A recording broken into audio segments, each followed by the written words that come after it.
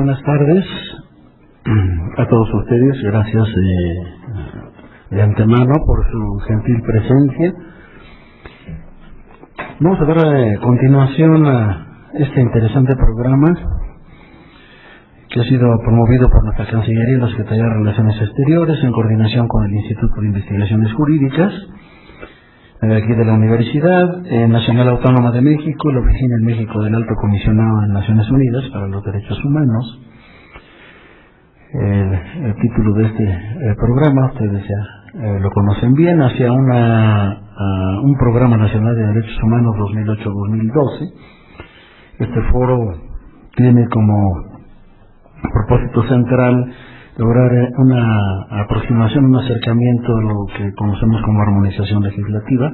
En la sesión del día de hoy nos toca desahogar ahora la mesa número 3, esta mesa número 3, que está estrechamente vinculada a las dos anteriores. De hecho es una continuación. Tiene como tema central la vinculación de las fuentes del derecho internacional de los derechos humanos al orden jurídico interno, tema básico de recepción. Me acompañan en esta mesa, modera un servidor, Juan Carlos Velázquez, y quiero presentar al maestro Fausto Kubli García del Instituto de Investigaciones Jurídicas, al señor licenciado Gerardo de Casa, que es jefe de la Unidad de Asuntos Internacionales del Tribunal Electoral del Poder Judicial de la Federación. Gracias, Gerardo. A la maestra Gabriela Rodríguez Huerta, que es profesora del Departamento de Derecho del Instituto Tecnológico Autónomo de México, ITAM. También bienvenida, Gabriela, muchas gracias.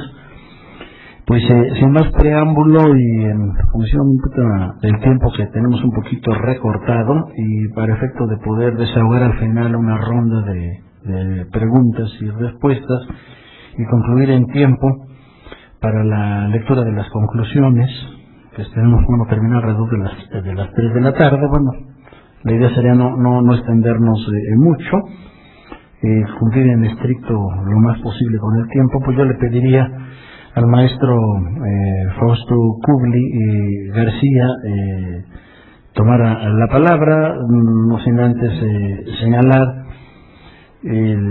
algunos datos curriculares del maestro Fausto Kubli. Él es técnico académico del Instituto de Investigaciones Jurídicas de aquí de la Universidad Nacional Autónoma de México. Es licenciado y maestro en Derecho por la propia universidad y doctor por el Instituto de Investigaciones Jurídicas de la misma. Entonces, sin más preámbulo, Fausto, adelante. Gracias Juan Carlos. Bueno, doctorando, todavía no soy doctor, soy aspirante todavía. Bueno, agradezco en primer término la invitación que hacen a este importante foro, que pues también quisiera resaltar que no es la primera vez que participo en un foro de estos, en donde se intenta nuevamente crear instrumentos de protección de los derechos humanos más efectivos dentro del sistema mexicano. Es decir, ya se han hecho varias veces estos foros, pero no han dado resultado como se ha querido. Es decir, se ha discutido tanto que no más se queda en eso, en una discusión y en una memoria. Y esperemos que este foro y la Cancillería mexicana pues impulse verdaderamente alguna reforma en la que los derechos humanos tengan preeminencia en un país como México, en donde sí está sufriendo grandes resabios, grandes faltas y violaciones a los derechos humanos. El tema es la incorporación del derecho internacional dentro del sistema mexicano, por supuesto. Para ello quiero hacer una conceptualización diciendo que el derecho internacional es el continente, es un concepto que contiene otros subconceptos. Es decir, el derecho internacional es el conjunto de normas jurídicas que no solo incluye los tratados. Es decir, el derecho internacional son los tratados, es la costumbre internacional, es la jurisprudencia internacional, es la doctrina, son los principios generales del derecho internacional y la equidad, de acuerdo con el artículo 38.1 del Estatuto de la Corte Internacional de Justicia. Es decir, El concepto del derecho internacional es el continente y el contenido pues es cada una de los fenómenos que están dentro de él, ¿no? En México sí se reconoce al derecho internacional, sí está establecido un reconocimiento al continente, me refiero, pero en casos excepcionales.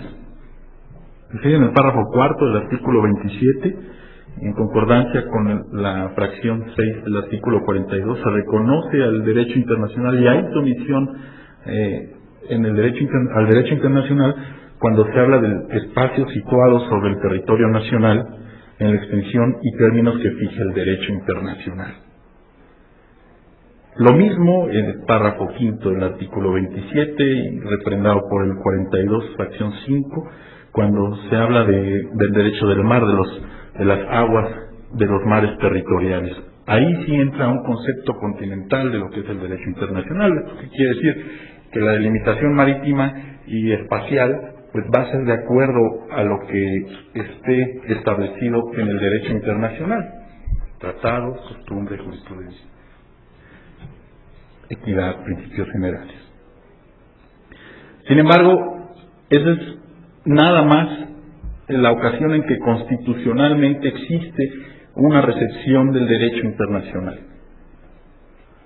Existen en otros países, en otras latitudes, sistemas que están recibiendo el derecho internacional dentro de su sistema interno a través de alguna disposición constitucional. Por ejemplo, en Alemania, el Grundgesetz, que es la norma básica, la Constitución, establece en su artículo 25 que las reglas del derecho internacional público deben ser parte integral de la ley federal. Es decir, Alemania sí tiene una recepción de todo el continente, de todas las partes integrantes de lo que es el derecho internacional. Italia, en su artículo 10.1, vamos a la fracción 1, establece que el sistema legal de Italia se conforma de los principios generalmente reconocidos por el derecho internacional. ¿Esto qué quiere decir? Que, de acuerdo con la teoría monista, pues está también reconociendo no solo una parte que es los tratados, sino que todo el derecho internacional, siguiendo esta misma lógica, ¿no? Austria, igual en su artículo 4, dice: el reconocimiento general de los principios de derecho internacional son partes válidas del derecho federal. Y por su parte, Francia, en el párrafo 14 de su preámbulo constitucional, establece que la República Francesa, fiel a su tradición, se atiene a las reglas del derecho internacional. ¿Esto qué quiere decir? Que existen entonces constitucionalmente países que tienen acatadas las otras partes del derecho internacional. En México nada más está reconocido el derecho de los tratados, es decir, una parte del continente. Nada más los tratados en términos del artículo 133, pudiendo también tener una óptica más amplia, y sobre todo si se trata del sistema de protección de derechos humanos, pues la recepción no solamente los tratados, y no tener una visión reduccionista y tratar de adaptar o instrumentar nada más los tratados, sino que también podríamos incorporar en otras cuestiones pues la costumbre internacional, la jurisprudencia internacional y otros principios generales del derecho, es decir, el derecho internacional en su forma lata, en su forma amplia, y no solamente uno de las partes del derecho internacional. La situación actual de los derechos humanos en México pues continúa siendo crítica. Prevalece en los foros de discusión académica una visión reduccionista. Se está tratando de incorporar nada más los tratados, en el sentido de incorporar solo una parte del derecho internacional, es decir, los tratados de derechos humanos, y no todo el sistema, que es, como ya he insistido, pues varias partes, ¿no? La reforma, creo que una reforma constitucional debe tener como base como un objetivo principal la recepción de todo el derecho internacional, sobre todo en materia de protección de derechos humanos. ¿Cuál sería la consecuencia de tener un sistema que reciba todo el derecho internacional y no solo una de sus partes? Pues bueno, tendríamos una ventaja superior porque, por ejemplo, en materia de derechos humanos emergentes, pues primeramente se van decantando a través de la costumbre internacional hasta que llegan a ser un tratado. Pues bueno, México tendría la ventaja y la anticipación de que, con base en una práctica reiterada y una opinión jurídica generalizada sobre algún tema, pues estaría ya incorporándolo dentro de su derecho. También la aplicación de la costumbre y la jurisprudencia internacionales podrían ofrecer una correcta dirección para la actualización de los derechos humanos. Y finalmente, pues, sin ofrecer una regla general sobre la jerarquía del derecho internacional, considero que su aplicación debe ser con base en el principio pro hominem, es decir, en tanto que la norma que prevalezca debe ser aquella que le dé mayor beneficio a la persona humana. Pues bueno, es una propuesta puntual, sencilla, de poco tiempo. Esperemos entonces que se fortalezcan más este tipo de foros y que algún día llegue a concretizarse más un anhelo de protección a los derechos humanos. Insisto, yo creo que en el artículo 133 constitucional, que lo importamos de los Estados Unidos, pues deberíamos de darle una buena sacudida y tener ya definido, en primer lugar, no solo la jerarquía o la participación de los tratados en México, sino de todo el sistema de derecho internacional, incorporarlo a nuestro derecho interno, verlo como derecho interno, pero con una fuente de derecho internacional. Gracias. Pues, muchas gracias. Ahorita que estabas mencionando esto, estaba yo recordando un debate el año pasado allá en la Universidad Libre de Berlín, porque hacías tu referencia a la ley fundamental de la República Alemana, Alemania, en esta visión de apertura, ya desde el propio precepto constitucional al derecho internacional como el todo, ¿verdad? Y sí, efectivamente hay países que han logrado inscribirse en un gran debate sobre cuestiones de constitucionalidad, etcétera. Hay un precepto sencillo que dé esta posibilidad de apertura al derecho en su totalidad. Y pues habría que observar que en el caso mexicano, pues con cierta todavía inclinación hacia la visión dualista, pues hemos visto que muchas veces los tratados internacionales, principalmente en derechos humanos, como que no entran de una manera tan inmediata o con el ritmo y la velocidad requerida, ¿no? Y estaba yo aquí, ahorita que estabas tú mencionándolo nada más a vuelo de pájaro, señalando que bueno, que casi en todos los artículos constitucionales, y cuando hablamos de tratados, el 15, el 18, el 76, fracción 1, el 89, fracción 10, el 104, fracción 1A, el 94, 117, 1, 133 y otros tratados internacionales, ¿no? Y quizá el 27 constitucional por ahí nos hace una mención al derecho internacional, pero vamos a entender que será derecho internacional convencional, el derecho del mar, ¿no? La Convenmar, pero bueno, creo que esta es una postura interesante y que pues en varios países se ha agotado, se ha debatido, se ha abierto a la sociedad, a los especialistas y me parece del todo conveniente. A continuación, bueno, le pediríamos a don Gerardo de Casa que nos comparta sus apreciaciones en torno a este interesantísimo tema. Nada más les doy unos detalles. Gerardo de Casa es jefe de la Unidad de Asuntos Internacionales del Tribunal Electoral del Poder Judicial de la Federación. Es licenciado en Derecho por la Universidad Anáhuac del Sur y maestro en Relaciones Internacionales y Comunicación por la Universidad Complutense de Madrid. He impartido cursos en materia de Derecho Internacional Público, Sistemas Jurídicos Contemporáneos y Derecho Anglosajón. Gerardo, se fuera Canavarte.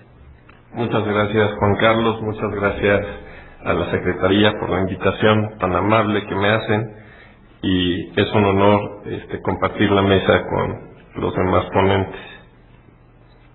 Yo quizá voy a jugar un poco al abogado del diablo. Voy a tener una posición quizá un poco más optimista de la que he visto hasta el día de hoy, y quizá sea fruto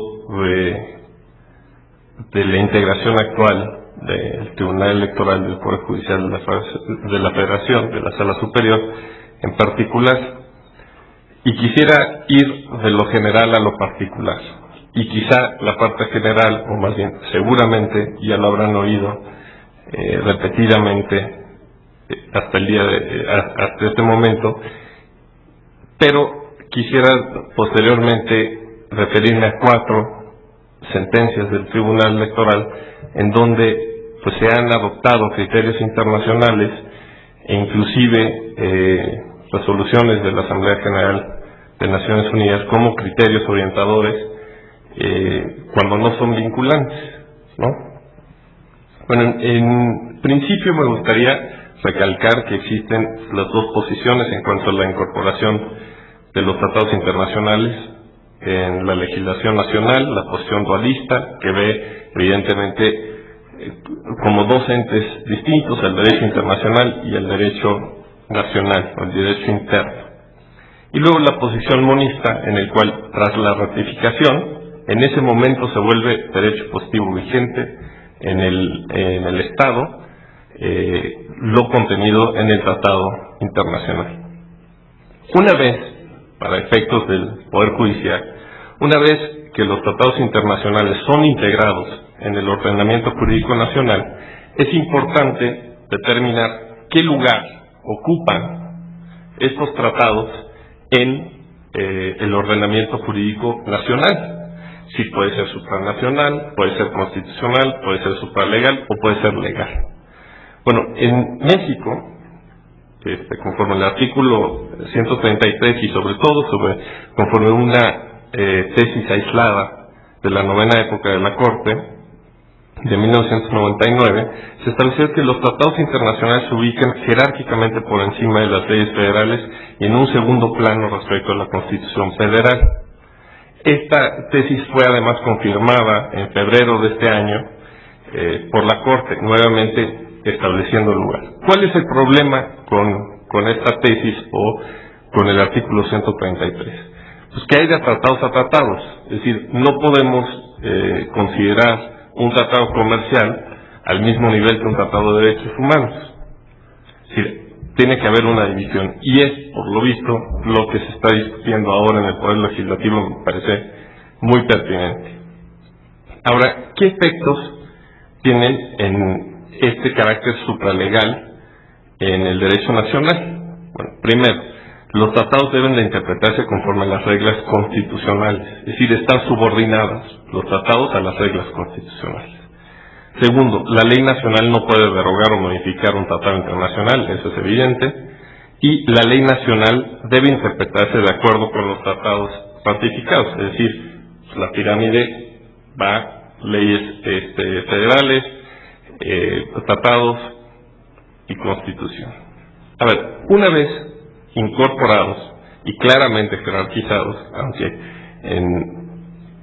hasta hace muy poco no estaba tan claramente jerarquizados y sigue habiendo, pues, de repente algunas facultades discrecionales, o si no facultades discrecionales, sí criterios discrecionales acerca de la aplicación de estos tratados y el orden en el que se aplican, debemos de establecer si ese tratado internacional requiere una instrumentación legislativa nacional posterior para que se pueda, para que sea esa norma eficaz, o si es más bien autoaplicativa, ¿no? Para este criterio hay depende de 2 consideraciones. Primero, que de la norma internacional se derive una pretensión a favor de un individuo que comparece ante una instancia jurisdiccional. ¿Qué quiere decir esto? Que la norma contenida en el Tratado Internacional sea exigible ante un tribunal local. Así de fácil. Y segundo, que la norma internacional sea lo suficientemente específica que pueda ser aplicada judicialmente sin que su ejecución requiera un acto legislativo posterior que la haga exigible. He aquí el problema. La gran mayoría de las normas de derechos humanos internacionales son sumamente generales. Entonces, ¿dónde está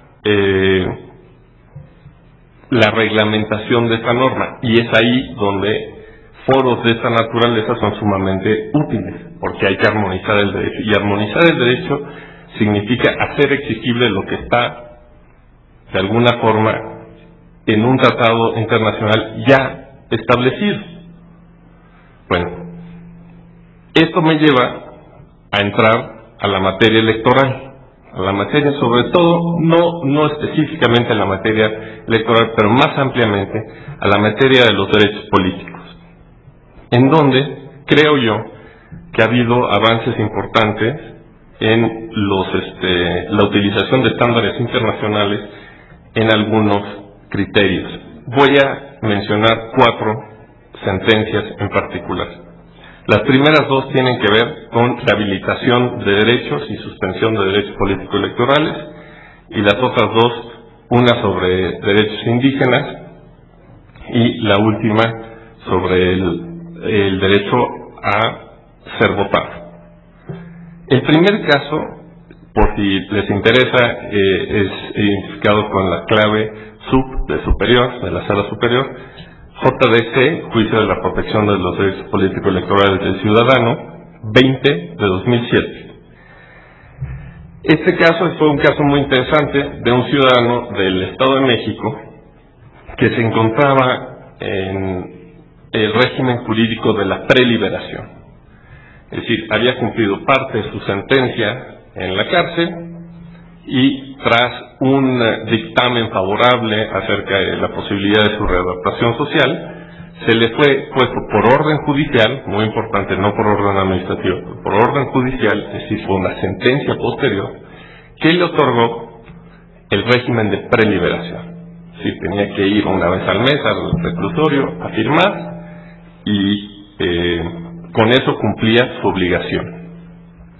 Sin embargo, en términos del artículo 38, fracción tercera de la Constitución General, al ser condenado a un delito merecedor de una pena corporal, fue suspendido en sus derechos político-electorales. Fue notificado el IFE, y cuando el ciudadano, ya en régimen de preliberación, acude al módulo del IFE a sacar su credencial, se le niega la credencial para votar. Él presenta juicio para la protección, diciendo, oye, estoy libre. ¿Por qué se me niega? Y tengo una sentencia que dice que ya no estoy preso. ¿Por qué se me niega una credencial para votar? Que además, fuera de que es el documento necesario para ejercer el voto, porque podrían decir, bueno, no va a haber elecciones en el Estado de México, ¿para qué necesitan? Pues como todos sabemos, ya es un elemento, un documento necesario para, desde cobrar un cheque hasta sacar un pasaporte o cualquier trámite burocrático. Entonces, ¿qué criterio tomó la Sala Superior? La Sala Superior le dio la razón al preliberado con base en los siguientes argumentos. Primero, estaba suspendido con base en el artículo, con fundamento en el artículo 38, fracción tercera, es decir, por extinción de una pena corporal. El señor preliberado ya no está preso, es decir, ya no está estrictamente extinguiendo una pena corporal, ¿no? Ya está libre, aunque se podría hacer también el argumento de que el hecho que él tenga que regresar una vez al mes, pues implica una pena corporal. Bueno, quizá ese podría ser un criterio, no fue el criterio afortunadamente que adoptó la Sala Superior. Y el segundo argumento fue dado que en ese supuesto la pena de suspensión de derechos es una pena accesoria a la pena principal, que es la cárcel, al ser sustituida la pena principal, la pena accesoria corre la misma suerte, también es sustituida. Me explico. Es decir, en el momento en que la pena de cárcel fue sustituida a una pena de preliberación, que sigue siendo una pena, en ese momento todo lo que acompaña la pena principal también es sustituido. Por lo tanto, ya no se encontraba suspendido en sus derechos político-electorales y no se le debió haber negado la credencial para votar. Además, se consideró que, dadas las circunstancias particulares del caso, seguir con la suspensión de los derechos políticos resultaba innecesario y desproporcionado, porque ya está libre, ya que la finalidad del derecho penal, previsto además constitucionalmente, está basado en la readaptación social del individuo. Ahora, se citaron, y lo podrán consultar en la página de internet del Tribunal Electoral, están todas las sentencias,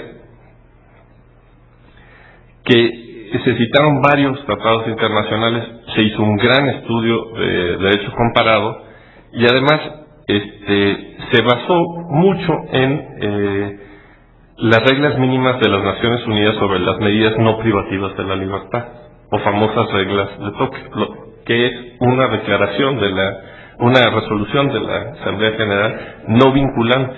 Es decir, ahí hay un claro ejemplo de cómo el tribunal se ha fundamentado en un instrumento internacional no vinculante para motivar una sentencia en un sentido.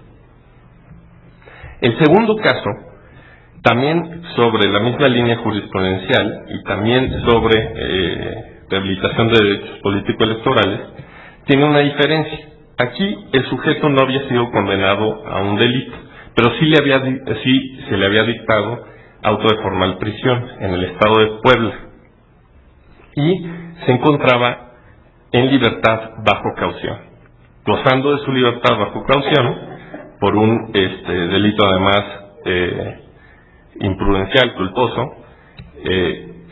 Acude de igual manera al módulo del IFE, se le niega la credencial para votar, y este asunto estaba más complejo, porque el 38, fracción 2 de la Constitución, sí menciona que se suspenden los derechos políticos electorales, bueno, no así, pero la idea, por estar sujeto a un proceso penal que merezca pena corporal, y de ser condenado, este sujeto hubiese tenido que ir a la cárcel. Entonces, ¿qué consideró la Sala Superior del Tribunal? Bueno, consideró varias cosas. Primero, que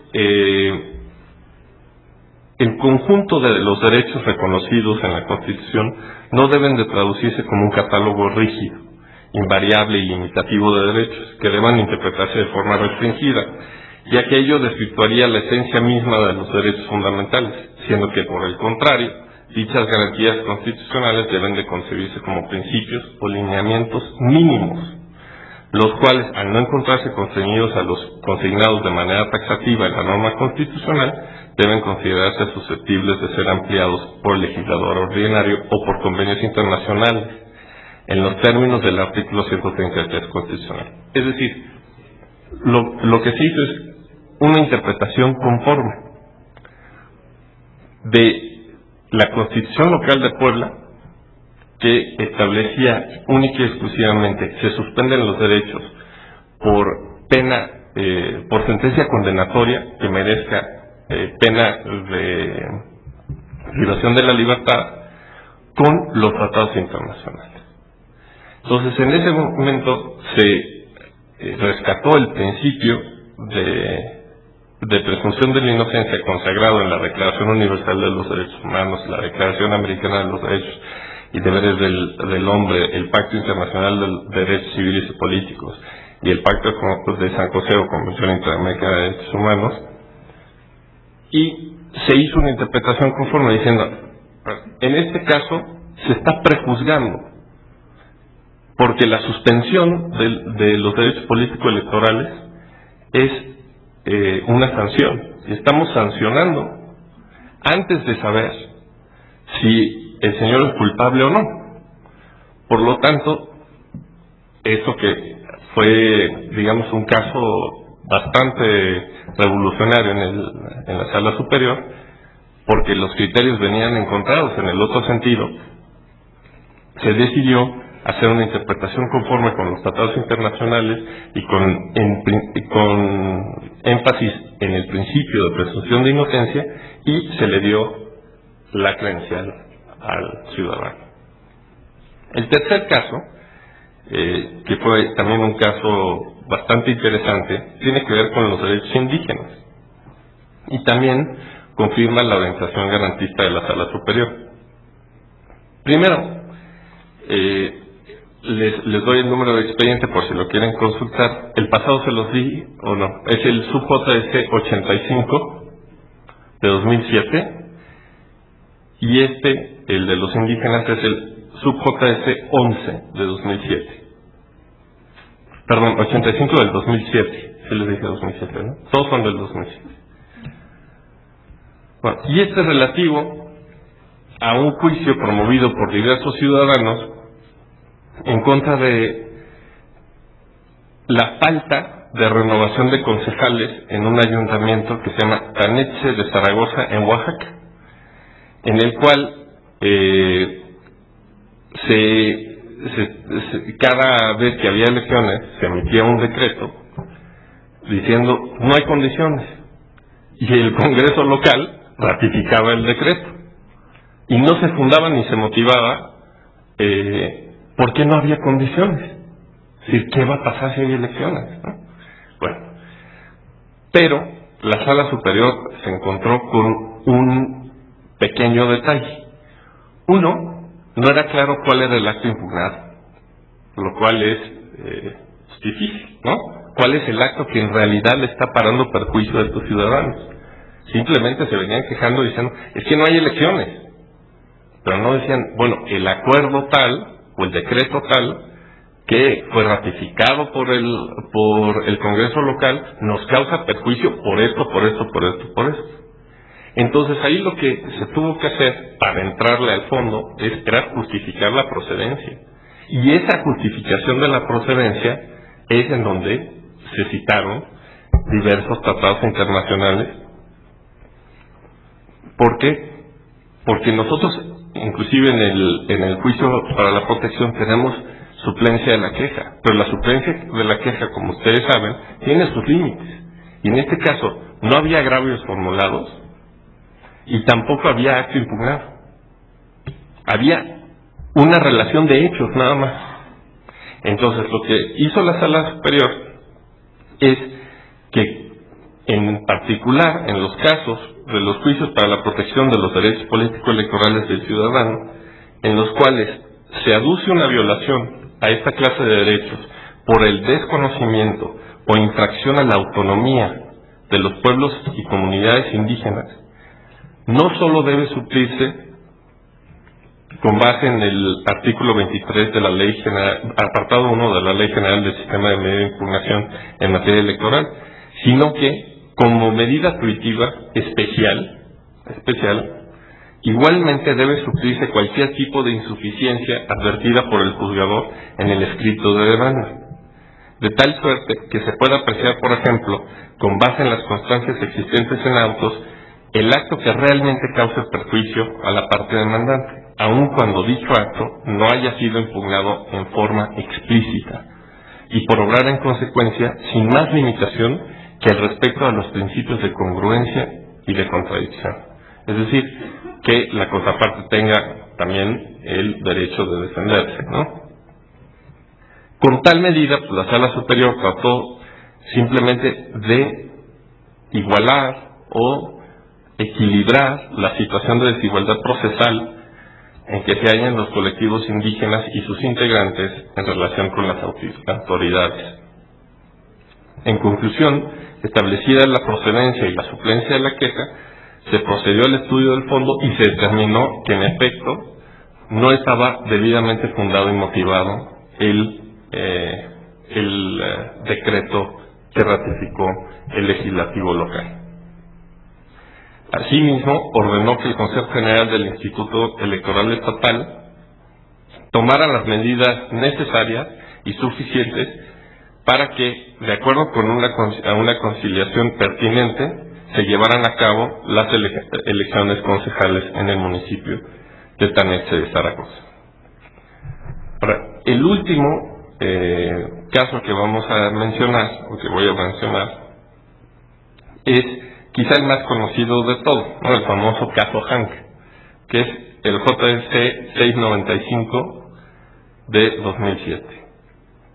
Y en esta se ha hablado mucho, se ha escrito mucho acerca de este caso, y en realidad no se ha tal vez centrado sobre la litis particular del asunto. ¿La litis cuál era? O el problema cuál era? Era determinar, digamos, en una primera instancia se le había concedido el registro al candidato, se impugnó ese registro por otro partido y el tribunal local, haciendo una interpretación gramatical,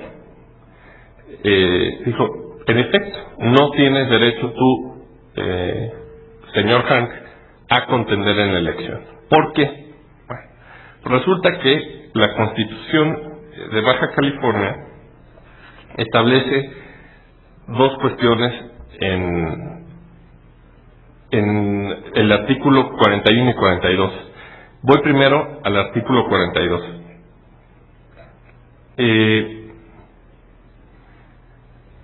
Señala en lo sustancial que no podrán ser electos gobernador, entre otros, los diputados federales, los presidentes municipales, durante el periodo para el que fueron electos, aun cuando se separen de sus cargos. Sin embargo, el artículo 41, fracción cuarta, o sea, el artículo anterior, dispone al respecto que podrán ser electos quienes ocupen un cargo de elección popular, léase diputados, municipios, que se separen en forma provisional 90 días antes de los comicios. Pues vaya problema, ¿no? Una interpretación gramatical puede decir, bueno, la regla específica es la contenida en el 42, que es lo que hizo, que es la determinación que tomó el tribunal local. Pero la Sala Superior tomó un criterio pro hominem y estableció, bueno, de estas dos normas, ¿cuál es la más restrictiva y cuál va a maximizar el derecho del ciudadano a ser votado? Y estamos de acuerdo que existe la autonomía de los y la soberanía de las entidades federativas para promulgar sus normas, y existe también la famosa ley Chapulín, que tiene que es esta, ¿no? Que tiene su raíz social y su fuente social. Sin embargo, la Sala Superior, en un esfuerzo, como ya dije, de principio pro homine, ejerciendo el principio pro homine en la interpretación, estableció que de acuerdo a en una interpretación conforme, de acuerdo con los tratados internacionales, se debería atender a las mínimas restricciones. Es decir, es proporcional, ¿no?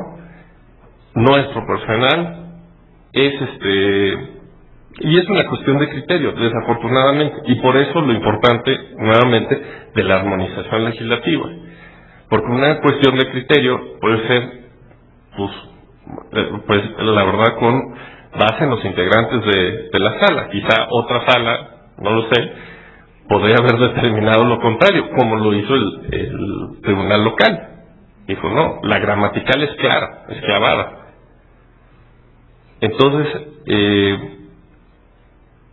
la Sala Superior lo que estableció es que el principio promedio se debe observar de tres maneras. Primero, mediante la aplicación de la norma más protectora. Segundo, la conservación de la norma más favorable. Y tercero, la interpretación con un sentido tutelar.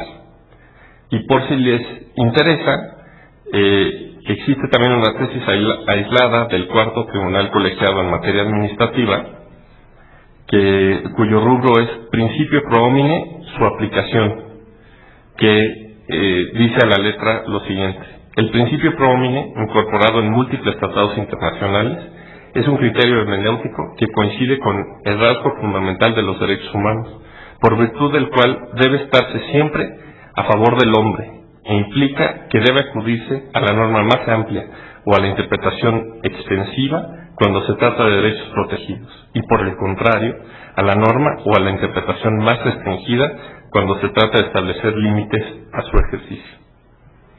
Bueno, creo que hemos visto 4 casos muy representativos de la vinculación de las fuentes del derecho internacional de los derechos humanos en sentencias del Poder Judicial y en particular del Tribunal Electoral del Poder Judicial de la Federación, y solo me restaría concluir que sin duda hay mucho por hacer, pero seguimos avanzando, hay logros importantes, y que seguramente este tipo de eventos y más sentencias que incluyan como fuentes tratados de derechos humanos tendrán un efecto no solo en las instituciones del Estado, que es donde nos hemos centrado, sino en la conciencia del propio mexicano, del propio ciudadano, que es algo mucho más difícil,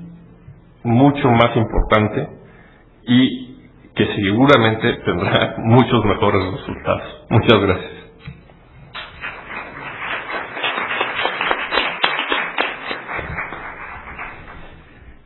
Pues muchas gracias, Gerardo.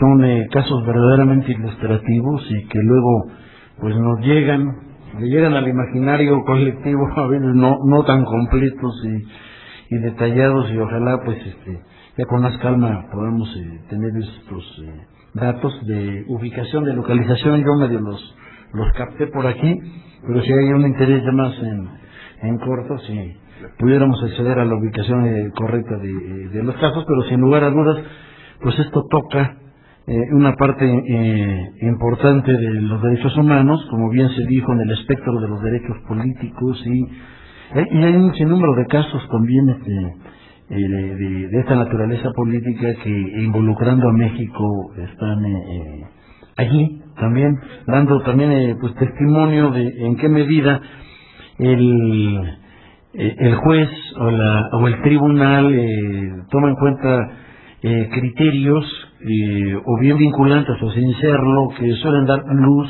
jurídica, como son estos principios hermenéuticos como el propio pro homine y otros más, ¿no? Pero realmente los tiempos modernos nos han dado una buena oportunidad. Estos cambios también de transición política en México particularmente nos han dado la oportunidad de retomar y volver a colocar en la mesa de discusión y del debate, como en este caso en la protección de los derechos políticos y la manera como las autoridades mexicanas, en este caso las autoridades jurisdiccionales, están captando el contenido de los tratados internacionales. Bueno, continuando con el programa, toca ahora hacer uso de la palabra a Gabriela Rodríguez. Gabriela es profesora de tiempo completo del Departamento de Derecho del ITAM, es licenciada en Derecho por el propio Instituto y maestra en Derecho Internacional por la UNAM. Pertenece a la Red Latinoamericana de Profesores en Derechos Humanos, es miembro del Comité Dictaminador también del Anuario Mexicano de Derecho Internacional de nuestro instituto y del Núcleo Interdisciplinario en Salud y Derechos Humanos del mismo. Bueno, pues sin más preámbulo, le damos el uso de la palabra. Gabriela, adelante. Gracias. Buenas tardes. Agradezco antes que nada la invitación de los organizadores de la Secretaría y del Instituto para participar en este evento. Yo me voy a referir a algunas cosas que creo que ya se tocaron, entonces trataré de hacer algunas innovaciones sobre lo que ya se habló y en referencia con lo que dijo Gerardo, creo que se refiere a unas cuestiones en particular. Bueno, efectivamente, las fuentes del derecho internacional son muchas, más allá de las propiamente el derecho convencional, pero constituciones como la nuestra reconoce, salvo algunos artículos, el mecanismo de incorporación del derecho internacional, que así se estableció, que es el 133, que en realidad no se refiere a eso, solamente a los tratados. Y esto es cierto, en la primera tesis de la Corte Suprema, cuando se discutió la jerarquía de los tratados internacionales, lo más curioso es que lo que dio origen a esta discusión fue una interpretación de la Declaración Universal de los Derechos Humanos, la cual no es un tratado. Entonces parece ser que a través de la vía jurisprudencial se puede dar reconocimiento a otros instrumentos o fuentes del derecho internacional, y con esto quiero decir que aunque estrictamente la norma constitucional en términos generales solamente reconozca la incorporación de los tratados, parece ser que a través de la práctica de tanto los tribunales como de otras instancias del Estado se puede reconocer la existencia de otras normas internacionales. ¿Esto por qué? Porque el derecho internacional es un sistema mucho más complejo que el mero derecho convencional. El sistema de protección de los derechos humanos creo que es un ejemplo clarísimo. Tenemos tratados universales, tratados regionales, declaraciones regionales, universales, principios de derechos humanos, recomendaciones, observaciones generales, relatores sobre la tortura que establecen recomendaciones, informes sobre país, etcétera, etcétera, etcétera. El sistema de protección de derechos humanos es un sistema realmente complejo que ha generado, utiliza todas las fuentes del derecho internacional y tiene una normativa muy compleja. Y dentro de esta normativa además tenemos normas en sentido estricto de acuerdo con el derecho internacional, y dos, lo que se ha llamado un poco como el derecho suave o el soft law a nivel internacional, que no sabemos qué son, ¿no? O sea, una resolución de Naciones Unidas, una recomendación de un comité de derechos humanos, una recomendación de una comisión de derechos humanos que tienen carácter cuasi jurisdiccional, es doctrina, obligan o no obligan, la línea no es muy clara en ese sentido. Entonces, si bien la incorporación y la aplicación de las fuentes de derecho internacional de los derechos humanos tiene que ver con el sistema general de incorporación de normas internacionales de un sistema, podemos ver que en la práctica se puede manejar de alguna manera otro tipo de fuentes. Todos los estados, independientemente de su mecanismo de incorporación, tienen las obligaciones internacionales de cumplir con todas las obligaciones internacionales que tienen, y si no lo hacen, tendrán responsabilidad internacional. ¿Qué quiero decir con esto? Que puede ser que la norma no la tengan incorporada ni reconocida dentro de su sistema, pero si no cumplen la norma, estarán en su puesto de responsabilidad internacional. Ahora, el punto es que tan armónico, que ese es un problema de derecho interno, no es un problema del derecho internacional, es qué tan armónico es tu sistema interno con la normativa internacional y como consecuencia qué tan fácil es aplicar la norma interna dentro del sistema internacional. Y ahí efectivamente tenemos un problema porque el reconocimiento del derecho internacional por parte del orden jurídico nacional es de carácter parcial. O sea, porque es parcial, porque en sentido estricto solamente se reconocen un tipo de instrumentos que son los tratados. Pero esa visión, o sea, quedarnos en esa visión pues representa muchos problemas y creo que es una visión parcial, porque si revisamos la práctica nacional, no solo en materia de derechos humanos, vamos a ver que inclusive los tribunales han reconocido la práctica internacional sobre ciertas materias. El caso de las misiones diplomáticas es muy claro, hay jurisprudencia relativa en la cual se reconoce la práctica sobre las inmunidades diplomáticas, que se hace alusión no solamente a los tratados, sino a la práctica internacional. Entonces creo que ahí el papel de los tribunales es muy importante respecto de la interpretación y determinación del contenido de las normas, que no solamente están establecidas en sentido estricto por un tratado, sino los tribunales podrían acceder, o sea, lo que es decir es que yo no le veo como mayor problema a que los tribunales puedan acceder a otras fuentes de normativa internacional como criterio de interpretación de las normas nacionales y establecer tal vez los principios mayores más protectores en un caso en concreto. Pero Desde esta perspectiva, como bien mencionaba Gerardo, pues estamos un poco, dependemos del criterio de los jueces, que se puede cambiar, ¿no? O sea, puede ser que tengamos de repente una avanzada muy grande de una sala y luego un criterio mucho más restrictivo en el cual se diga, eso no vincula, eso no se puede utilizar ni como criterio de interpretación, porque pues es una comisión que está, no sé dónde, en Ginebra, y que tiene que ver con lo que dice la norma internacional. Eso puede ser un problema. Pero también podemos analizar esta cuestión desde otra perspectiva. ¿Y cuál es esta? Los tratados de derechos humanos son tratados que tienen una naturaleza particular y diferenciadora respecto de los demás tratados. En ese sentido es porque en otros países tienen un proceso de incorporación distinto y tienen una jerarquía distinta al resto de los tratados. Y por eso es que se está dando la discusión actualmente de la reforma a la Constitución en relación con la jerarquía y el valor de los tratados internacionales. ¿Por qué va a ser a través de esta reforma? Porque creo que la Corte, con la última decisión que hizo respecto a la jerarquía de los tratados, cerró la puerta de la discusión a nivel de la Corte. Esto porque lo menciono, porque ustedes recuerdan la tesis anterior que generó esta segunda tesis, de alguna manera hizo alusión a los tratados de derechos humanos y dijo, estos tratados de derechos humanos, como amplían, no hacen referencia a las garantías, deberían de ser interpretados a la luz de la Constitución, como si estuvieran al mismo nivel de la Constitución. Pero en esta segunda tesis cierra la puerta porque dice, aquí no es una cuestión de derechos humanos, los tratados se encuentran abajo de la Constitución. Lo que les quiero decir con esto es que nuestra esperanza, por decirlo de alguna manera, ahorita está puesta en el legislativo. O sea, la Corte, la Suprema Corte, un poco fue mucho más restrictiva en este aspecto, al decir todos los tratados son normas iguales y por lo tanto tienen que estar al mismo nivel. Entonces, un poco la posibilidad de recuperar esta interpretación de que son tratados de una naturaleza especial está ahorita en el legislativo con la reforma constitucional y depende también que diga y cómo diga la reforma, ¿no? Pero ¿a qué hace referencia con esto? Estos tratados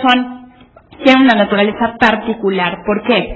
Los tratados, como normas generales de derecho internacional, se fundamentan en un principio, en el principio de reciprocidad internacional. ¿Esto qué quiere decir?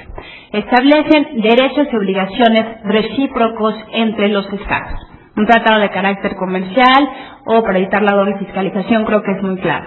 Los tratados de derechos humanos buscan establecer un orden público internacional y otorgan una serie de derechos a las personas que se encuentran dentro de los estados que son parte del tratado.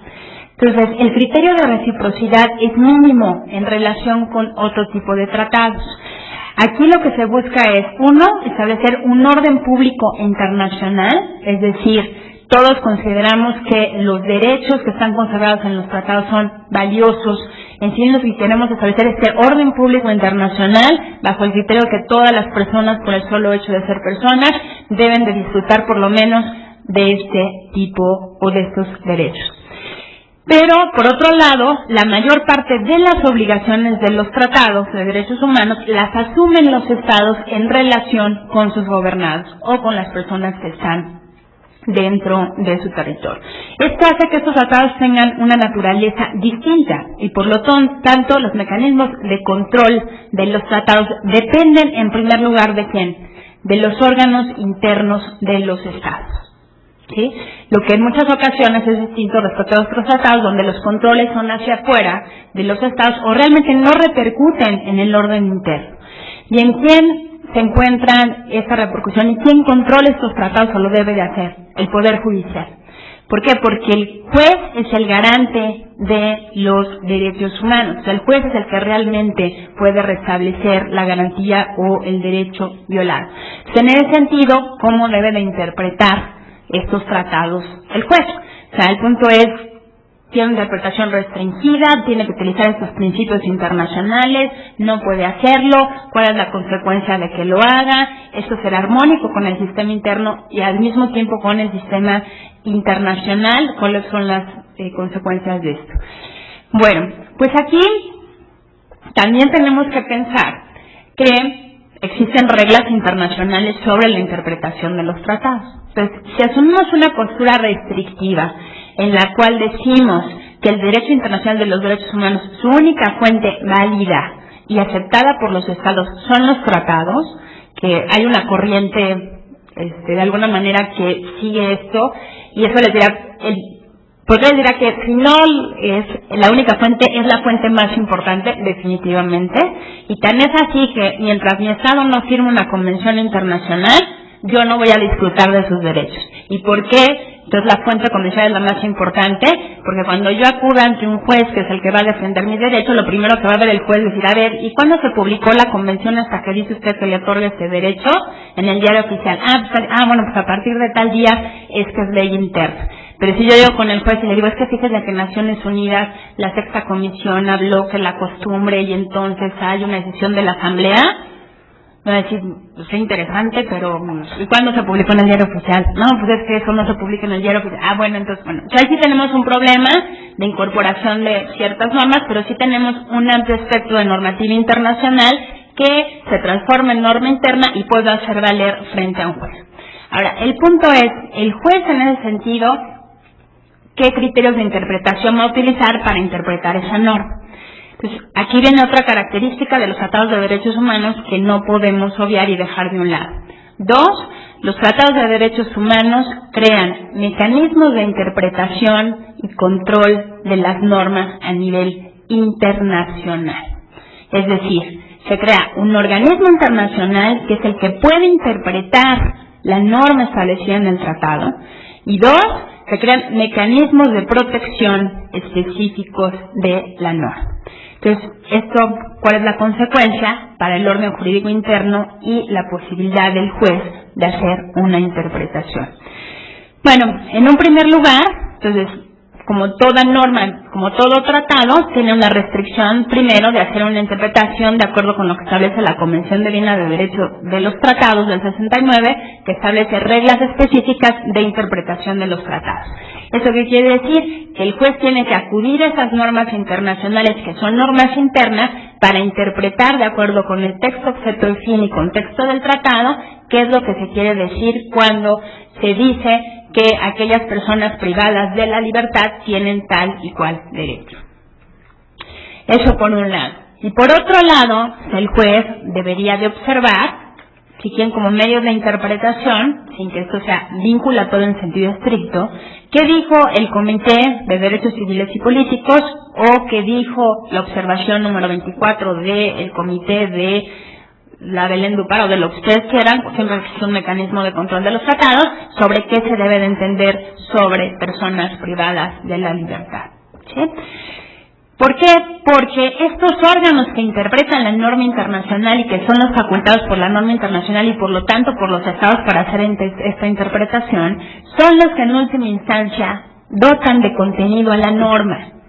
Esa norma que efectivamente, como mencionaba Gerardo, que es muy general, o sea, imagínense qué tan general va a ser, implica que fue negociada por más de 90 estados, unos son árabes, otros son, igual fue mal ejemplo decir árabes, no fue con otra intención, pero con muchas diversidades culturales, ¿no? O sea, ciertos criterios que hay en África, derechos de las comunidades, en Arabia, nuestras propias mujeres. O sea, efectivamente, los tratados de derechos humanos establecen normas que nos parecen muy generales y en muchas ocasiones poco accesibles, ¿no? O sea, las leemos y, pues sí que bien que todo el mundo tenga derecho al voto. ¿Y? ¿No? ¿O cómo hago eso? ¿O qué significa eso? Entonces, estos tratados internacionales generan estos órganos de control y de interpretación que le van a dar contenido a la norma internacional.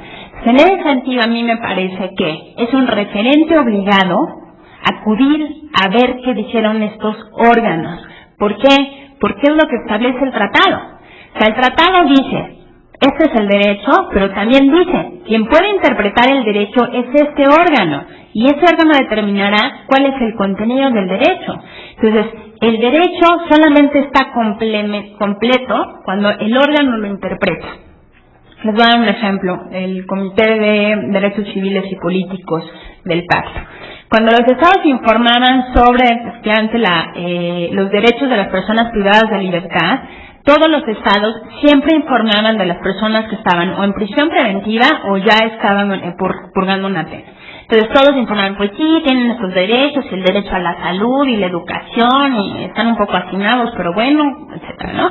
Entonces, el comité debe hacer una práctica general de los estados. El comité manda una observación general en la cual dice: hemos observado que los estados siempre contestan de manera restrictiva cuando preguntamos por las personas que están sujetas a algún tipo de privación de la libertad. Y entonces solamente consideran los estados que privación de la libertad es estar en reclusión por una pena corporal. Y el artículo establece los derechos de las personas privadas de la libertad, por cualquier razón por la cual sean privadas de la libertad. Entonces, el comité dice: queremos saber qué pasa con aquellas personas que por un estado de interdicción están recluidas en un hospital psiquiátrico. ¿Qué pasa con aquellas personas, pero una exclusión administrativa, por ejemplo, los migrantes que están en una estación migratoria? Entonces, el criterio es mucho más amplio, o sea, esas son todas las personas. ¿Qué pasa con los menores que están también privados de la libertad? Entonces, el criterio es mucho más amplio y el criterio que lo establece el comité, porque el comité es el que puede interpretar el alcance de la norma. Entonces, en ese sentido, yo creo que sí tenemos aún cuando tenemos esta postura restrictiva de que solamente los tratados, sí tenemos mecanismos por los cuales podemos de alguna manera utilizar las demás fuentes del derecho internacional de los derechos humanos y utilizarlas bien como mecanismos de interpretación de las normas internacionales, o bien para hacernos de mayores herramientas para las cuales podamos aplicar otros principios internacionales. Ahora, también, eso sería creo que se deriva del uno del otro, ¿no? O sea, el tratado establece tal derecho, pero el tratado dice que el órgano que puede interpretar es este. Por lo tanto, yo entendería, en una cuestión así, seguimiento lógico, que tengo que ver qué dice el tratado, pero tengo que ver qué dice el órgano sobre el tratado, sobre el artículo específico que está interpretando. Ahora que pueden pasar varias cosas, ¿no? O sea, que el órgano no haya dicho nada, que también eso puede pasar, ¿no? O sea, el órgano no haga una interpretación específica del artículo que está diciendo, o sea, ahí qué puedo hacer. O sea, puedo acudir a otras instancias o puedo no. Y bien, en ese sentido, también tengo dos fuentes internacionales a las que puedo acudir. Unas que son vinculatorias obligatorias, que así tendría que ver, es vinculatorio y obligatorio que yo acuda a la interpretación que hacen estos órganos. Me parece a mí que sí, porque el tratado es el que les está dando ese carácter de que son aquellos que pueden interpretar la norma. Y dos, ¿qué pasa con todas estas recomendaciones generales que tengo o recomendaciones que los mismos estados le dieron ese carácter? O sea, ¿por qué acudir a una resolución de Naciones Unidas sobre reglas mínimas de prisión si es una mera recomendación? O ya vincula ya la costumbre y la práctica de los estados. O sea, ¿qué tengo que ver? Pues la práctica de los estados. ¿Qué carácter le han dado los estados a esas reglas mínimas que tal vez los estados no le han querido dar ese carácter de normas, ¿no? O bien son el primer paso a generación de las normas convencionales, que es la práctica de los estados. Entonces, en ese sentido, creo que el criterio es, o adoptamos una postura restrictiva de las fuentes del derecho internacional y decimos solamente son los tratados, y en ese sentido, en algunos casos parece que son la principal fuente, porque tan mi estado no es parte del tratado, no tengo ese derecho. Entonces yo les diría, bueno, si no hay un tratado específico sobre derechos políticos o sobre ciertos derechos en las clases, ¿podría el juez acudir directamente a los criterios de reglas mínimas o recomendaciones sin ser parte del sistema? No sé si se entiende. O sea, el tratado es el que genera, el órgano que genera las recomendaciones. Pero si yo no soy parte del tratado, pues ¿cómo voy a alegar las recomendaciones de un órgano del cual yo no soy parte? Entonces sí me parece en ese sentido que sí la mayor parte del derecho internacional de los derechos humanos es un derecho de carácter convencional. Tan es así que si me hace una reserva y no me otorga un derecho, este es un derecho que yo no puedo ni hacer valer a nivel interno ni a nivel internacional. Pero esa es la primera fuente, y esa es la fuente contemplada dentro de nuestro ordenamiento. De ahí se derivan una serie de fuentes internacionales que van concatenadas unas con otras, que se derivan del tratado y que por lo tanto yo puedo utilizar como criterio de interpretación y de valoración, ¿sí? Pero nuevamente, va a ser criterio de interpretación o valoración, o algunas van a tener, de alguna manera, un carácter vinculatorio. Vamos a ver un caso específico de una sentencia. O sea, tengo una sentencia dictada por la Corte Interamericana de Derechos Humanos. ¿Y ahora qué hago con ella? ¿No? ¿Sí? O uno, la puedo utilizar como prueba frente a un juez nacional.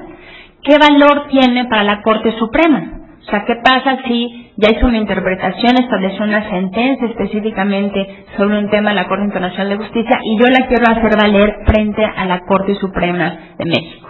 ¿Qué valor va a tener?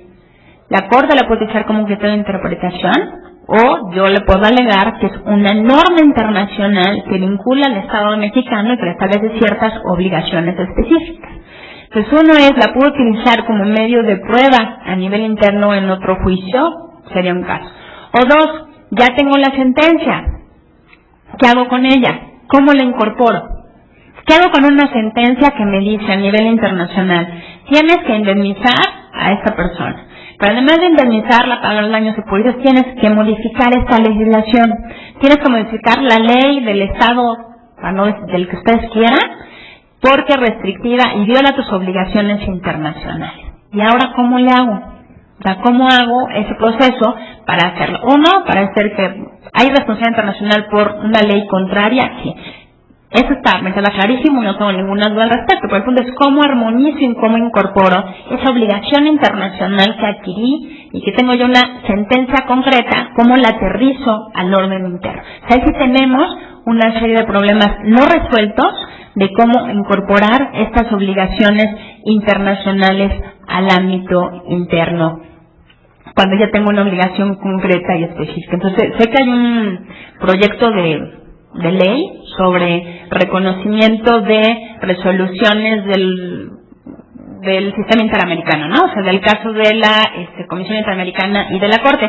A mí me da que hubiera sido mucho más amplio, porque tenemos también ya recomendaciones de lo que va a ser, del sistema de Naciones Unidas, pero no solamente eso, ¿no? Ahora tenemos la Corte Penal Internacional y tenemos a la Corte Internacional de Justicia y tenemos el Tribunal del Mar y bueno, pues ya ahí nos podemos seguir con todo lo que tenemos, pero bueno, por algo se empieza, ¿no? O sea, pero en ese porque hay una afectación personal y directa y el derecho, que es el derecho de que tiene toda persona de acuerdo con esos instrumentos internacionales de que se le indemnice, ¿no? Simplemente si te someten a pena de prisión y se equivocaron, pues no basta con que te digan, ay, perdón, nos equivocamos, ¿no? O sea, sino tendría que haber una indemnización por la vulneración de un derecho. Entonces, yo creo que efectivamente habría que pensar una serie de modificaciones de la norma constitucional para la recepción del derecho internacional, pero creo que se puede hacer mucho con lo que tenemos. O sea, sí existe posibilidad de, a través de la interpretación de los jueces, del legislativo, etcétera, de trabajar con lo que tenemos. Porque bueno, desde mi visión, el derecho internacional de los derechos humanos es principalmente un derecho de carácter convencional. Y también tenemos de pensar, si nos vamos a meter ahorita a discutir, por ejemplo, las normas consuetudinarias, ¿no? Que de por sí su claridad es poco clara, ¿no? Muy difícil de probar, y si estamos preparados para empezar o abrir esta discusión, o si no, empecemos a trabajar con lo que tenemos, que ya es bastante, y sí creo que en ese sentido el Poder Judicial tiene un papel fundamental. O sea, sí puede ser como aquel poder que inicie este proceso de cambio, como veo con mucho gusto que ya lo ha hecho el Tribunal Electoral, de empezar a hacer una interpretación más allá del sentido estricto del derecho internacional, sino viendo las interpretaciones de carácter internacional, ¿sí? Ahora, con todo eso yo creo que es válido también, bajo que no tenemos un mecanismo de incorporación claro de estas normas, que un tribunal, por ejemplo en la Corte Suprema, pues es válido, creo que diga, bueno, y a mí que la Corte Interamericana de Derechos Humanos haya dicho que esto ya es, sí, está teniendo como las dos perspectivas. Pero desde el punto de vista internacional me queda claro que si la Corte, para mí, si la Corte Interamericana ya dijo tal cosa, es tal cosa. Pero bueno, luego también habría que ver, porque los criterios de la Corte Interamericana, que es un poco lo que han alegado los estados, es que de repente sí son de una ampliación del derecho impresionante, ¿no? Entonces los estados de repente dicen, híjole, porque nosotros seguimos que interpretar así cuidadas el tratado, pero eso que estás haciendo nos parece demasiado, ¿no? O sea, que es un poco el control de las reservas por parte de la Corte, etcétera. Lo cierto es que, sin criticar o decir no, que estos órganos internacionales adquieren como vida propia y además independiente de los estados. Y en muchas ocasiones empiezan a generar normativa que habrá que ver en ese sentido qué tanto fue dejado por los estados que hicieran esto. Entonces, en ese sentido sí creo que puede ser que estemos ante una situación en la cual un tribunal interno sí discuta pues la validez de una interpretación de un órgano internacional. Sí, o sea, es un poco ver, creo que el problema es desde los dos lados, ¿no? O sea, a mí a veces veo las razones de la Corte Interamericana de Derechos Humanos y todo es jus cogens y pues yo no lo tengo tan claro, ¿no? O sea, que todo sea y por lo tanto todo y no me parece que sea así, ¿no? Entonces sí creo que a veces también estos tribunales hay una interpretación mucho más allá de lo que realmente quisieran los estados. Bueno, ahí está un poco la cuestión de la progresividad de los derechos, pero también hay un punto de que si hablamos de que son derechos convencionales, quiere decir que las partes son los estados y los estados de alguna manera determinaron cuál era el contenido que querían que tuviera esos tratados. Entonces, a mí sí me preocupa como internacionalista la parte esa de la incorporación sesgada al derecho internacional en el órgano interno, pero por otro lado también me preocupa que de repente queramos como incorporar todo cuando ni siquiera sabemos qué hacer con lo poco que tenemos. Gracias.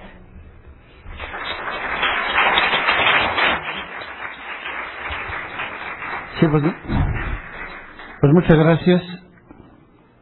Muchas gracias a Gabriela por su disertación. Antes de dar paso a rondas de preguntas y respuestas y considerando también la necesidad de obviar el tiempo porque tenemos un poquito ya encima, valdría la pena considerar en toda esta discusión, a modo de ver el papel que juega la doctrina, porque de alguna manera de repente nos olvida la idea de la doctrina, aunque ciertamente la tradición anglosajona, el common law, ha tenido un poquito de una ubicación especial la doctrina. Creo que gran parte del debate de estos temas se da en el seno del debate de la doctrina, y ciertamente podemos considerar que el propio artículo 38, ¿verdad?, que fue elaborado con base al viejo estatuto ya de la época del Tratado de Versalles, no ha cambiado gran cosa y ha sido asumido muchas veces como que esas son las fuentes, y incluso hay quien ha llegado a ver en la propia redacción del artículo 38 una especie de jerarquía de las fuentes, ¿no? Cuando realmente, bueno, pues podemos entender que es meramente enunciativo y que hay otras fuentes importantísimas como son las resoluciones de organismos internacionales, y que muchas veces las declaraciones, sin tener la fuerza, ¿verdad?, que suelen tener los mecanismos convencionales, las declaraciones han sido el fundamento para regular muchísimas materias, principalmente las novedosas. Hoy tenemos la Declaración del Genoma Humano, la propia Declaración de los Derechos del Hombre. Entonces, creo que es importante, más que nada, pues situarnos, ¿verdad?, tanto en la realidad de nuestros propios países como en el propio dinamismo del derecho internacional. Bueno, hay algunas preguntas.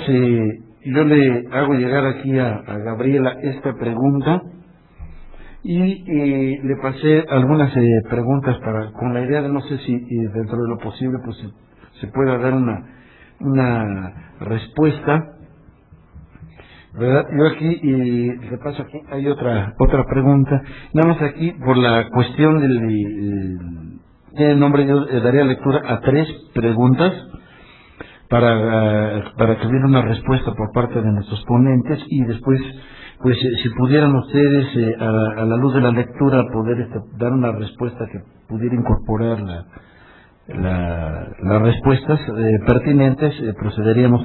Hay una pregunta aquí que se le hace al profesor Kubli. Dice, ¿cómo y en dónde se incorporaría el principio pro homine en la Constitución? Es una pregunta, ¿cómo y en dónde se incorporaría el principio pro homine en la Constitución? A Gerardo, aquí hay una pregunta, además de todas las que tienes por allí. ¿Podrías hacerle referencia, Gerardo, al debate en torno a las candidaturas independientes a la luz de los estándares de derechos humanos? ¿Verdad? Me pregunta así en voz alta. Otra pregunta para acá, para la doctora Rodríguez. ¿Tienen el mismo valor jurídico las sentencias de la Corte Interamericana de Derechos Humanos que las recomendaciones de la Comisión Interamericana de Derechos Humanos y órganos de la ONU? Entonces, si en ese orden pudiéramos responder y después las otras preguntas las tratan de integrar en un bloque, se los agradeceríamos. Gracias.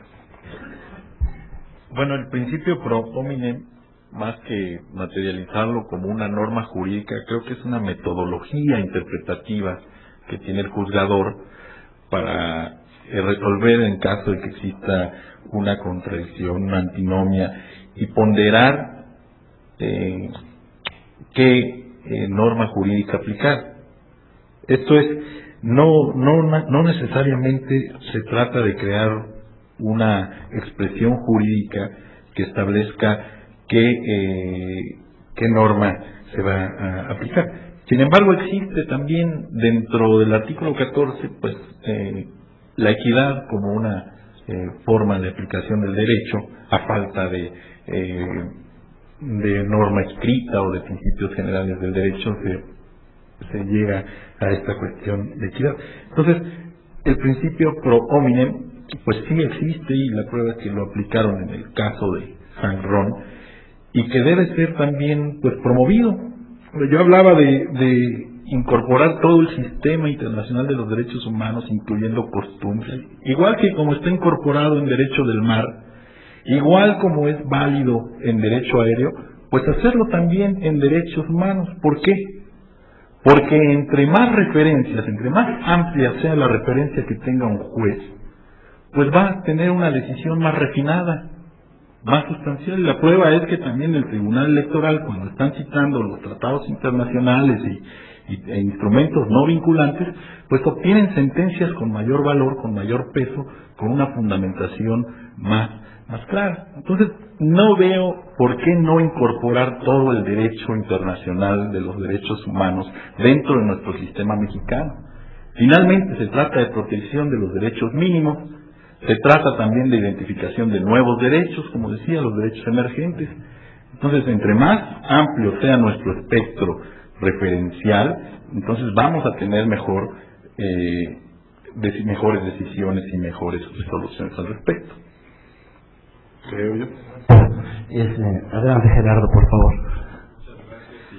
Muchas gracias por sus preguntas. Trataré de contestarlas sin comprometerme demasiado. No.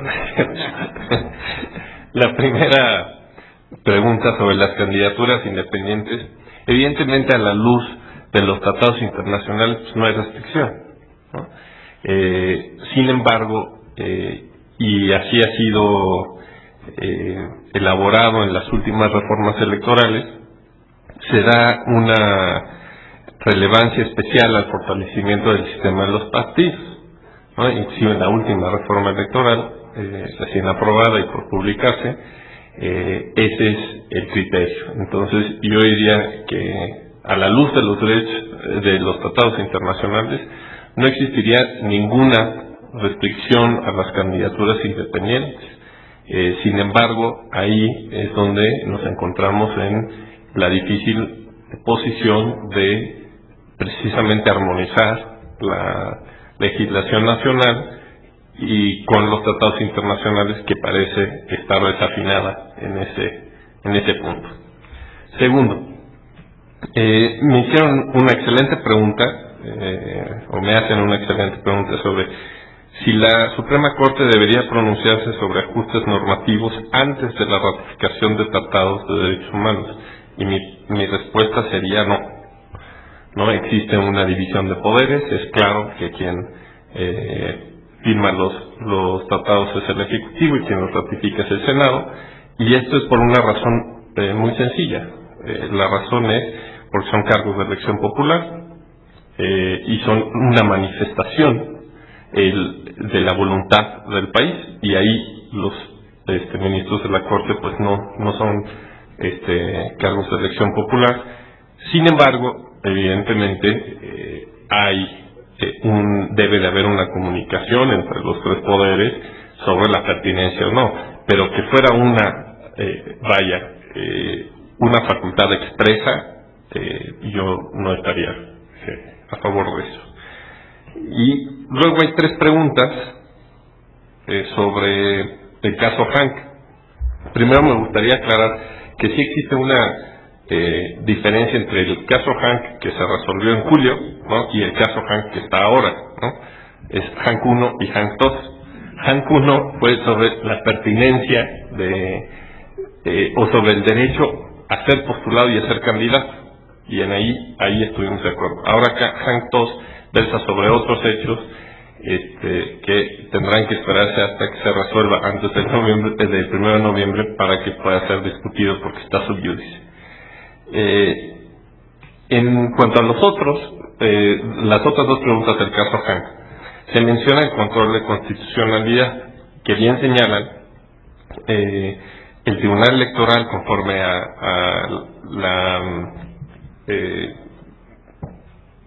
la tesis 2 del 2000, no tiene la facultad de desaplicar normas locales, aunque sean electorales, por considerarse que son inconstitucionales. Sin embargo, en ese caso no se hizo un control constitucional. Precisamente lo que se hizo para no contravenir esa resolución es que se hizo un control convencional, es decir, un control con base en los tratados internacionales, no con base en la Constitución, precisamente para no contravenir esta tesis del 2 del 2000.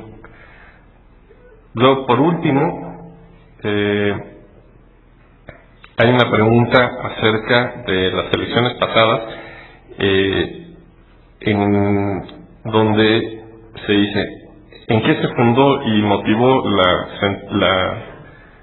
supongo que dice la magistrada del Tribunal Electoral para decir que el expresidente Vicente Fox no puso en riesgo la elección del 2 de julio, si todavía están auditando los miles de spots en radio y en televisión. Yo aclararía que son 2 cuestiones distintas. En una se estaba haciendo una evaluación sobre el contenido y sobre la sustancia de los spots, y lo que se está haciendo ahorita en la auditoría es una cuestión de fiscalización, es decir, del gasto. Entonces yo aclararía que son 2 cosas puntuales, diferentes, y por eso sí se pudo hacer una valoración sobre el contenido, y luego pues vendrán los recursos de apelación provenientes de las sanciones del IFE por la fiscalización de los recursos utilizados en la campaña. Espero no haberme comprometido demasiado. Muchas gracias. Gracias, Gerardo. Adelante. Tenemos las últimas rondas de preguntas, no sé, con toda libertad que las puedas ordenar, dar una respuesta. Sí. Bueno, las recomendaciones y las sentencias son cosas distintas, ¿no? O sea, las sentencias derivan de un órgano jurisdiccional, bueno, como todo órgano jurisdiccional, y son vinculatorias y obligatorias. Ahora, ¿qué pasa con las recomendaciones de la Comisión Interamericana, que tiene un mecanismo de seguimiento sobre el cumplimiento de las recomendaciones? Que ahí ya se ha modificado un poco este criterio estricto de que son meramente recomendaciones. Y es un poco porque yo les decía esto de que los órganos adquieren como su vida propia y van haciendo sus propias reglas para hacer con ello cumplir.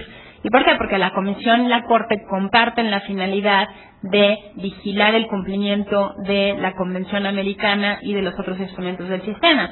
Entonces, en ese sentido, bueno, pues tienen este carácter que ya no es tan, o sea, ya no todo es como blanco y negro, ¿no? O sea, son recomendaciones o son sentencias. Entonces, muy claras, son obligatorias. El caso de las recomendaciones con este mecanismo de seguimiento, yo diría que están en un lugar intermedio y existe una sanción internacional un poco más bien de publicitar que el Estado no realiza y no cumple con esas obligaciones. O sea, tienen mecanismos de control distinto, pero lo que se busca es el cumplimiento.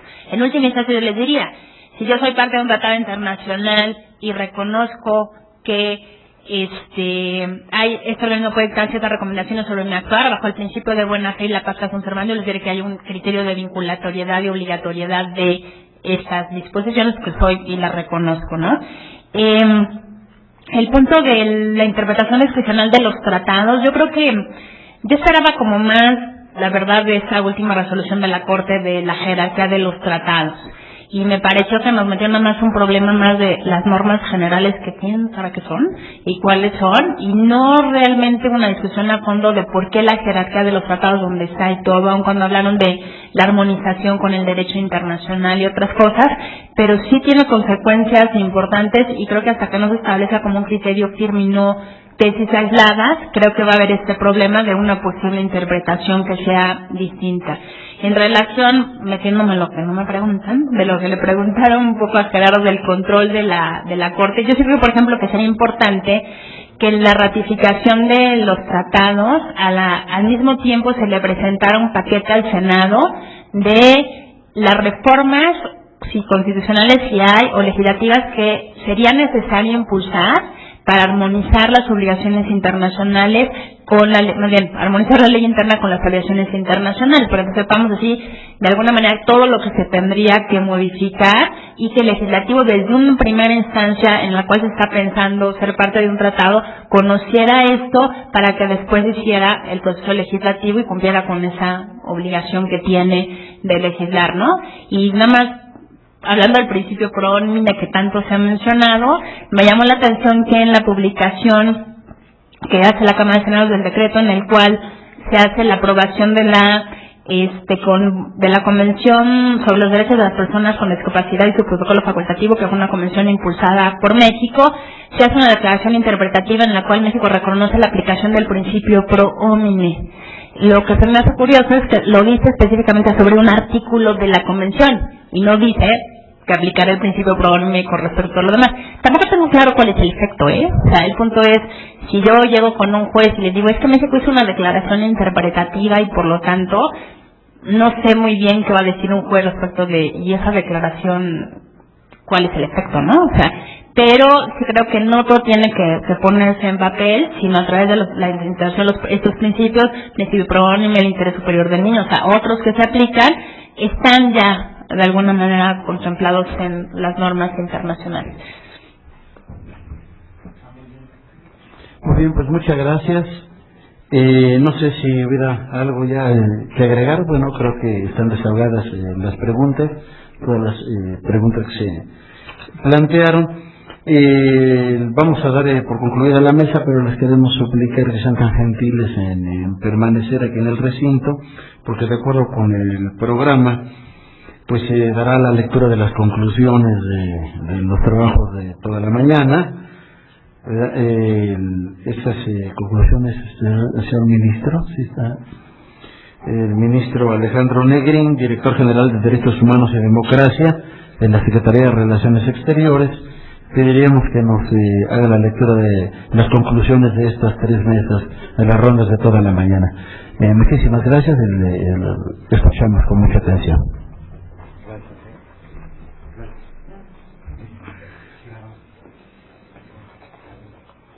Por favor.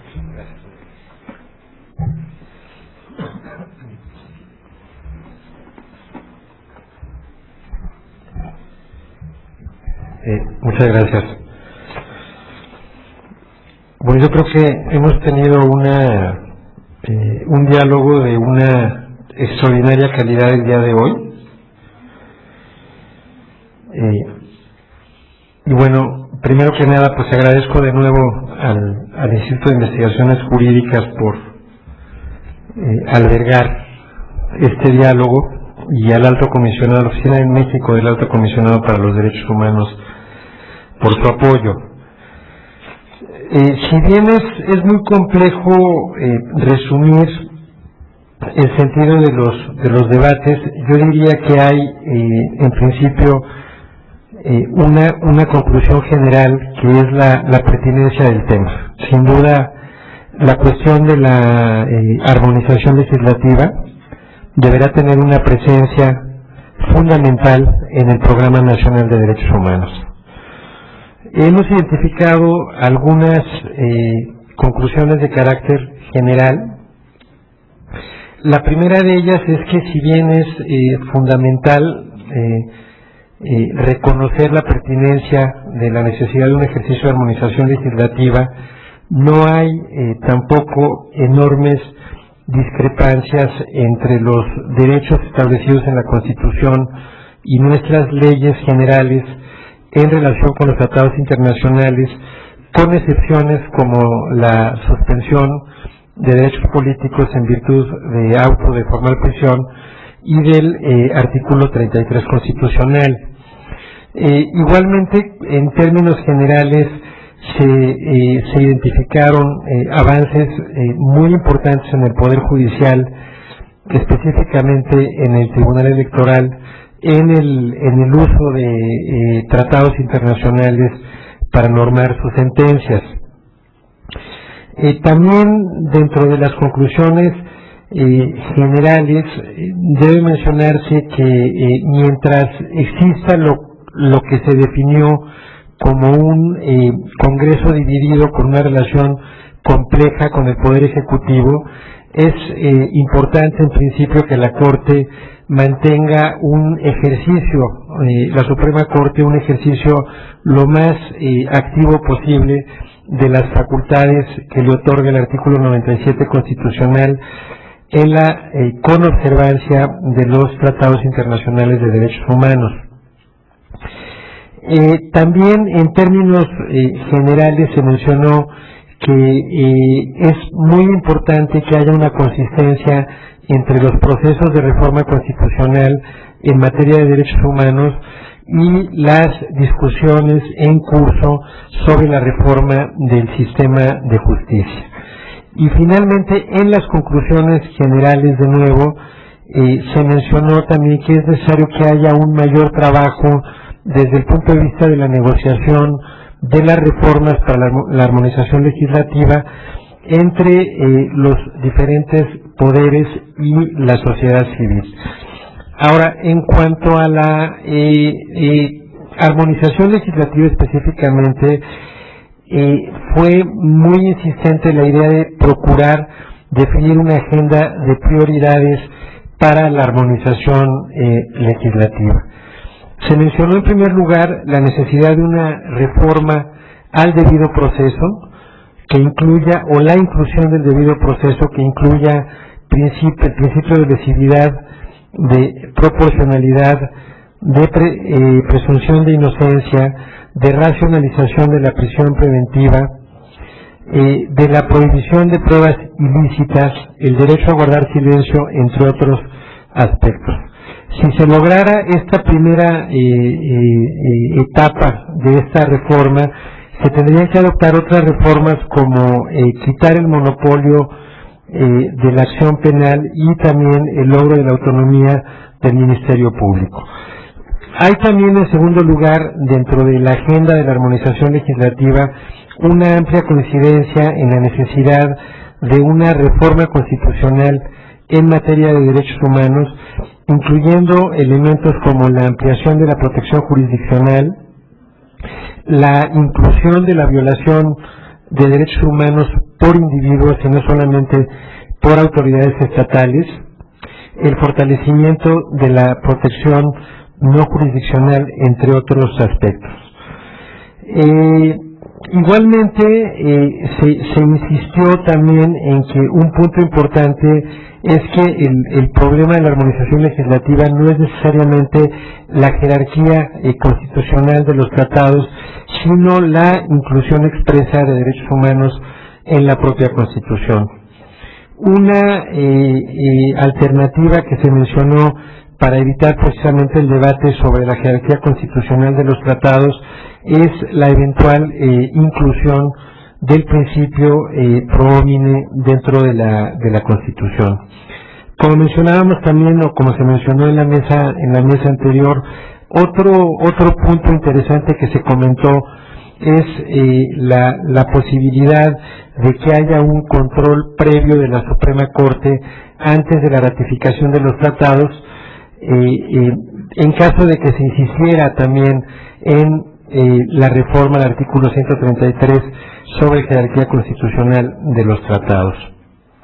Igualmente se mencionó que una referencia muy importante en materia de reforma constitucional de derechos humanos es la iniciativa impulsada o facilitada por la Oficina en México del Alto Comisionado para los Derechos Humanos. Si bien, como se sabe, hay diferentes propuestas en la mesa. También como parte de la agenda de armonización legislativa se mencionaron otras reformas puntuales, como por ejemplo en materia de tortura, tanto en términos de la necesidad de homogeneizar la legislación como de adoptar el criterio de mayor protección establecido en la Convención Interamericana. Igualmente se habló de la necesidad de modificaciones legislativas al amparo para ampliarlo con un criterio de que la inconstitucionalidad de las leyes se extienda también a violaciones de derechos humanos. Se mencionó también de manera muy insistente en la necesidad de impulsar modificaciones al marco normativo para hacer efectivas las sentencias de la Corte Interamericana de Derechos Humanos, y también esta discusión la naturaleza de obligatoriedad de las recomendaciones de la Comisión Interamericana de Derechos Humanos y de otros órganos internacionales, en especial de la ONU. Yo diría que estas son las conclusiones generales, contextuales, y los 8 puntos para una futura agenda de armonización legislativa que se identificaron en estas 3 mesas.